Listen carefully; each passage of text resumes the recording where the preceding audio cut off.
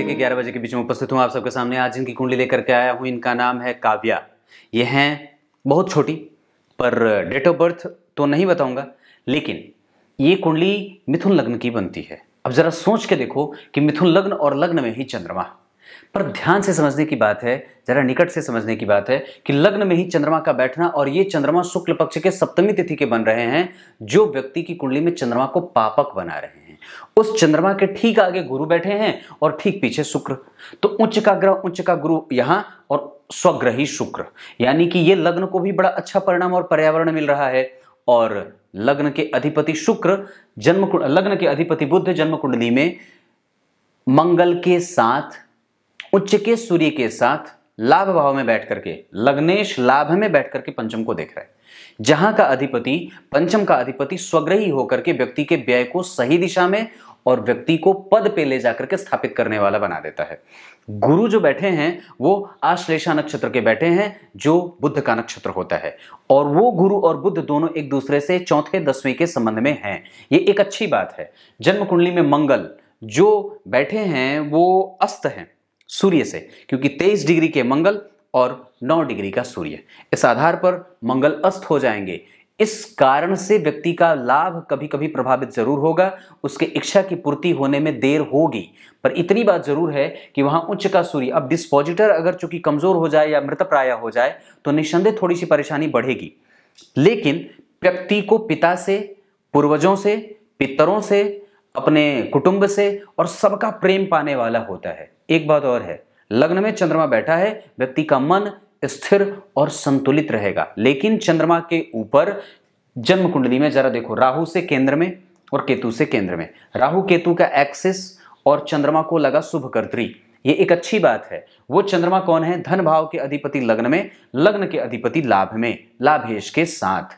मंगल अस्त हैं, इस वजह से व्यक्ति के जीवन की इच्छा की पूर्ति को कमजोर करेंगे और कई बार उसको मेहनत दोबारा या ज्यादा करनी पड़ती है। उस मंगल की स्थिति यहां भी है। संगति न बिगड़े, गलत लोगों के साथ न जाए, मित्रता पे ध्यान रखे कि व्यक्ति किसके साथ जा रहा है, किसके साथ उठ बैठक कर रहा है, ये बात दिखनी होगी। आलस्य की वृत्ति बन जाती है व्यक्ति को, कई बार आलसी न बनने दें।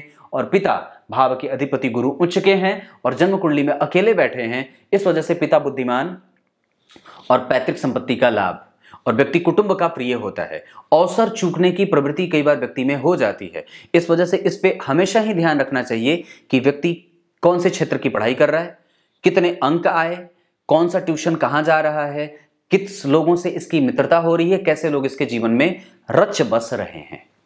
सूर्य लाभ भाव में बैठे हैं, वो उनका अति विशिष्ट कारक भाव होता है। दाम्पत्य भाव के अधिपति जन्म कुंडली में गुरु उच्च के हैं, पर अपने भाव से अष्टमस्थ हैं और उस पे मंगल की दृष्टि है। तो सप्तम भाव के अधिपति के ऊपर मंगल की दृष्टि है नीच की, और वो खुद अस्त या कमजोर हो रहा है। इस वजह से मैं ये बात कहूंगा, व्यक्ति की कुंडली को मिलाकर के ही विवाह करना चाहिए। जन्म कुंडली में चंद्रमा और मंगल का संबंध तृतीय एकादशवें का है, लाभ है, पर व्यक्ति जब अपने पैरों पर खड़ा होना चाहता है तो कई बार उसे मशक्कत भी करनी पड़ती है। हालांकि एक बात जो इस कुंडली में बहुत अच्छी है कि लग्न को शुभकर्त्री और लग्नेश स्वग्रही, लग्नेश उच्च के सूर्य के साथ बैठे हैं, ये एक बात अच्छी है। सूर्य और बुध बुद्धादित्य योग का निर्माण कर रहे हैं, इसके कारण व्यक्ति को बड़े भाई, बड़े बहन, बड़ी बहन, इन सब चीजों से हमेशा ही लाभ की स्थिति में देखा जाता है। व्यक्ति की कुंडली में भाग्य भाव के अधिपति शनि बनते हैं और जन्म कुंडली में वो अष्टमेश भी होते हैं। मिथुन लग्न ये द्विस्वाभाविक राशि होती है, और ये द्विस्वाभाविक राशि जो होती है वो व्यक्ति को ना तो चंचल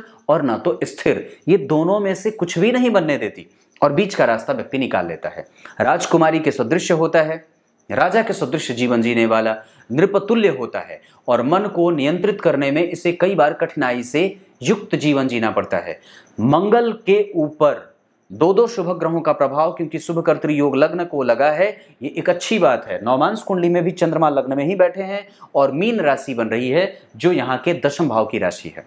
लग्न कुंडली के दशम भाव के अधिपति यहाँ के लग्नेश बन रहे हैं, लग्न में ही चंद्रमा, गुरु से केंद्र में। दाम्पत्य ठीक है। संतान भाव के अधिपति शुक्र जन्म कुंडली में स्वग्रही हैं, दूरी रहेगी पर संतान का सुख है, क्योंकि सूर्य, मंगल और बुध तीनों देख रहे हैं, तो देर हो सकती है, दूरी हो सकती है।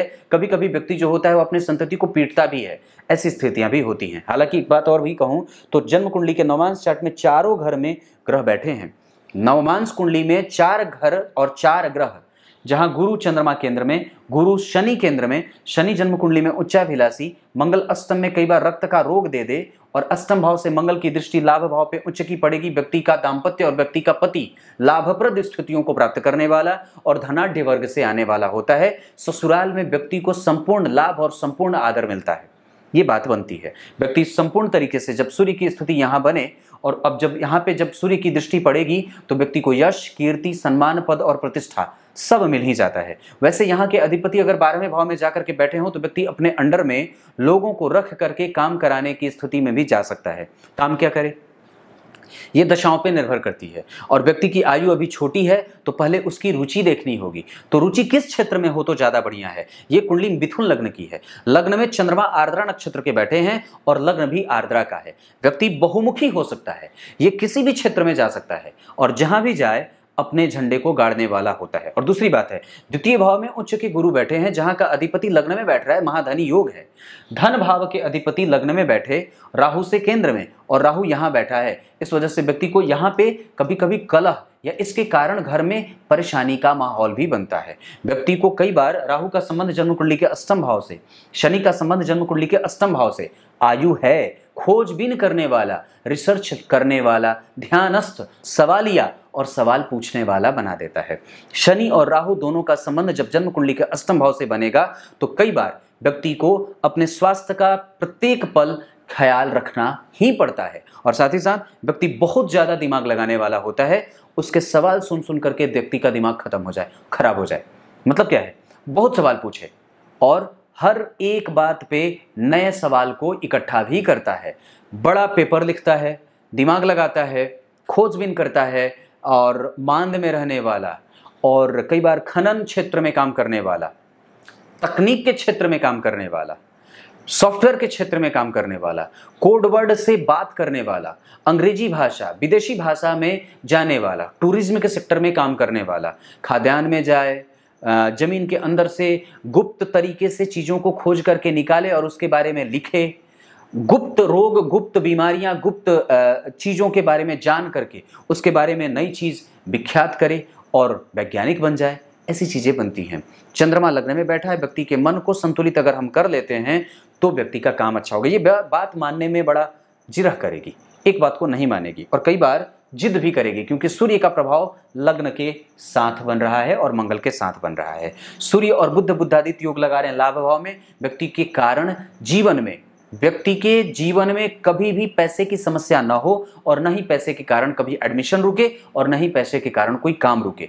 पिता से हमेशा ही लाभ व्यक्ति को मिलेगा, माता के प्रभाव से व्यक्ति हमेशा प्रभावित होगा। स्वभाव कोमल है और वाक्पटु है, चतुर है, चपल है और अच्छी वाणी को बोलने वाला है। गुरु और राहु का कोई संबंध नहीं, गुरु केतु का संबंध है। इस वजह से व्यक्ति के जीवन में धर्म की स्थिति बड़ी अच्छी रहती है, व्यक्ति पूर्वजों का आदर करता है। दशम स्थान लग्न, सूर्य और चंद्रमा, इन सभी चीजों में अगर देखते हैं तो इनकी कुंडली में बुध मृतप्राय हो रहे हैं। लग्नेश जो कि मृतप्राय और जन्म कुंडली में वो आधा फल करेंगे। इस आधार पर ही बात मैं बोल रहा हूं कि व्यक्ति का डिसीजन मेकिंग डिसीजन लेने की जो क्षमता होती है वो कई बार प्रभावित होती है। इस वजह से इसको हमेशा ही चेक करते रहना चाहिए कि व्यक्ति क्या कर रहा है, आखिर कौन सी किताब पढ़ रहा है और उसके बाद कैसे लोगों से मित्रता कर रहा है। दूसरी बात बता दूं तो मंगल और बुध एक साथ शिक्षकीय गुण भी प्रदर्शित करते हैं। व्यक्ति बहुत बड़े लेवल पे जाकर के प्रोफेसर भी बन सकता है और ग्रुप ए लेवल की तैयारी भी कर सकता है।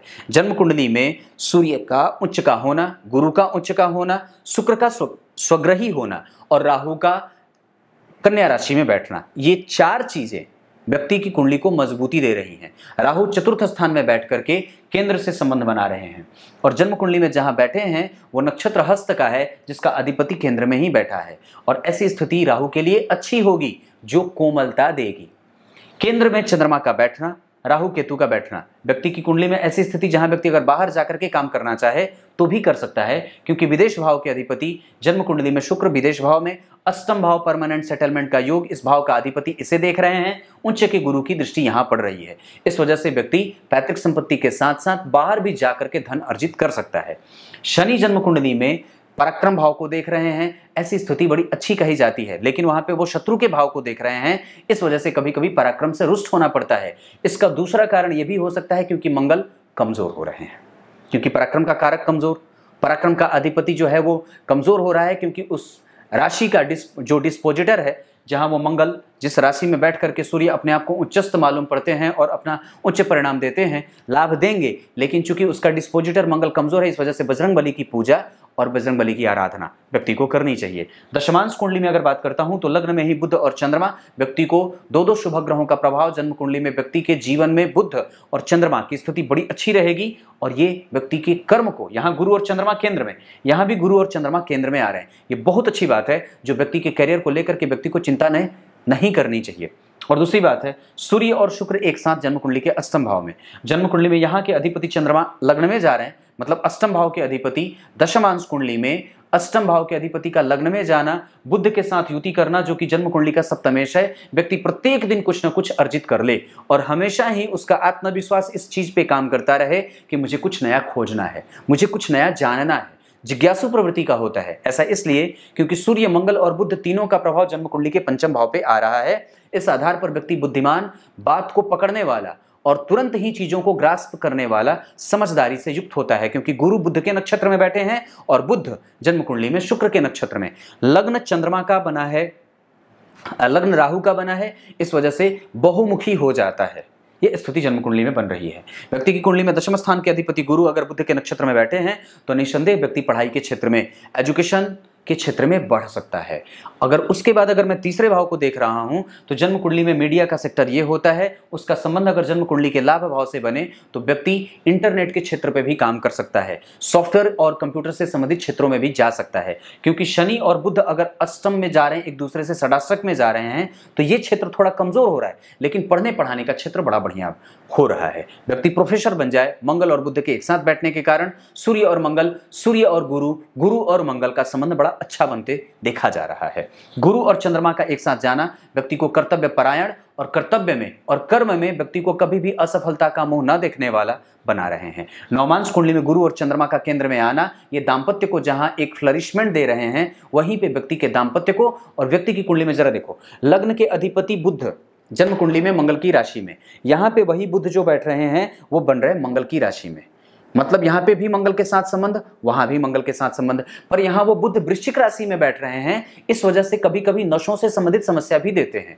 इस वजह से कभी कभी व्यक्ति को रूटीन चेकअप पे जाना जरूर ही चाहिए। और नसों से संबंधित वात, पित्त और कफ की समस्या भी कई बार बनती है, रक्त से संबंधित समस्या भी कई बार बनती है, ये बात बनती है। और उसके बाद अगर मंगल को देखो तो मंगल यहाँ अष्टम में, यहाँ मंगल जो है वो कमजोर, इस कुंडली में मंगल को हमें साधना होगा, जो कि जन्म कुंडली के लिए ऋणेश है, रोगेश है, प्रतियोगिता भाव का अधिपति है, व्यक्ति के काम को रोकता है। प्रतियोगिता भाव में, छठे भाव में, अष्टम भाव में अगर जन्म कुंडली में पापग्रह की राशि बनी हो तो ये अच्छी बात होती है। यहाँ भी पापग्रह की राशि, यहाँ भी पापग्रह की राशि, यहाँ भी पापग्रह की राशि, यहाँ भी पापग्रह की राशि, इस वजह से ये कुंडली अच्छाई की तरफ बढ़ सकती है। इनकी कुंडली में जरा गौर करना तो 3 ग्रह यहाँ, 1 ग्रह यहाँ, यहाँ 1 ग्रह, 1 ग्रह यहाँ, यानी कि 1 2 3 4 5 ही घर में सारे के सारे ग्रह बैठे हैं।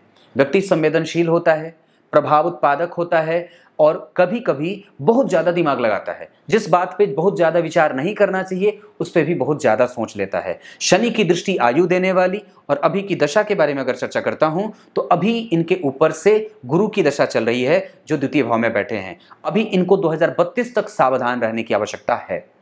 पेट से संबंधित समस्या, जिगर से संबंधित समस्या और कई बार पेट के ऊपरी हिस्से को लेकर के व्यक्ति को बहुत ज्यादा सावधान, कफ जनित प्रवृत्ति या कफ जनित समस्याएं व्यक्ति के जीवन में बनती हैं।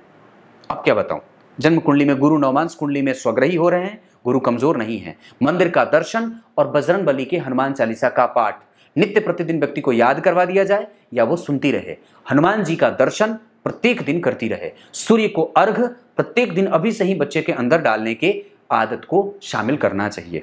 इस व्यक्ति की कुंडली में संतान का सुख है, संतान दूर रहे, पर व्यवस्था बड़ी अच्छी है।